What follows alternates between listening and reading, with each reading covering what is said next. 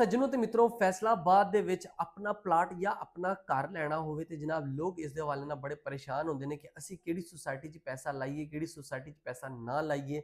ਤੇ ਜਨਾਬ ਅੱਜ ਮੈਂ ਤੁਹਾਨੂੰ ਦੱਸਣ ਲੱਗਾ ਵਾਂ ਉਹ ਸੁਸਾਇਟੀਆਂ ਜਿਹੜੀਆਂ ਕਿ ਹਾਲੇ ਐਫਡੀਏ ਤੋਂ ਅਪਰੂਵ ਨਹੀਂ ਹੈ। ਐਫਡੀਏ ਦੀ ਜਿਹੜੀ ਵੈਬ ਪੋਰਟਲ ਹੈ ਉਹਦੇ 'ਚ ਬਕਾਇਦਾ ਦੱਸਿਆ ਗਿਆ ਕਿ ਇਹ ਸੁਸਾਇਟੀਆਂ ਹਾਲੇ ਐਫਡੀਏ ਤੋਂ ਅਪਰੂਵ ਨਹੀਂ ਹੈ ਤੇ ਤੁਸੀਂ ਇਹਨਾਂ ਵਿੱਚ ਹਾਲੇ ਪੈਸਾ ਨਹੀਂ ਲਾਣਾ।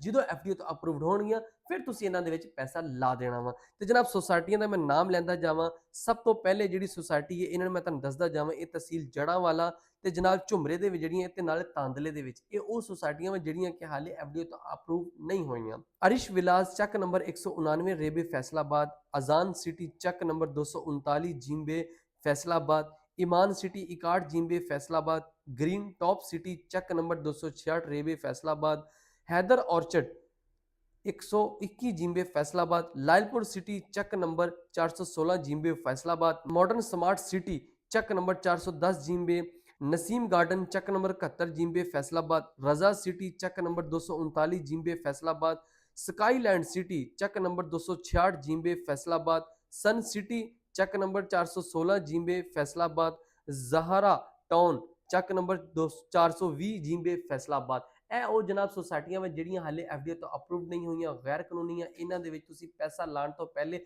ਜਨਾਬ ਇੱਕ ਵਾਰ ਸੋਚ ਲਓ, ਅਗਰ ਤੁਸੀਂ ਪੈਸਾ ਲਾਓਗੇ ਤਾਂ ਜਨਾਬ ਐਫਡੀਏ ਨੂੰ ਸੀਲ ਕਰ ਦੇਗਾ, ਤੁਹਾਡਾ ਪੈਸਾ ਡੁੱਬ ਜਾਏਗਾ। ਤੇ ਜਨਾਬ ਆਪਣਾ ਪੈਸਾ ਡੁਬਾਉਣ ਤੋਂ ਬਿਹਤਰ ਆ ਕਿ ਉਹ ਸੁਸਾਇਟੀ 'ਚ ਪੈਸਾ ਲਾਓ ਜਿਹੜੀ ਐਫਡੀਏ ਤੋਂ ਅਪਰੂਵਡ ਹੋਵੇ, ਨਾ ਕਿ ਗੈਰ ਕਾਨੂੰਨੀ ਹੋਵੇ।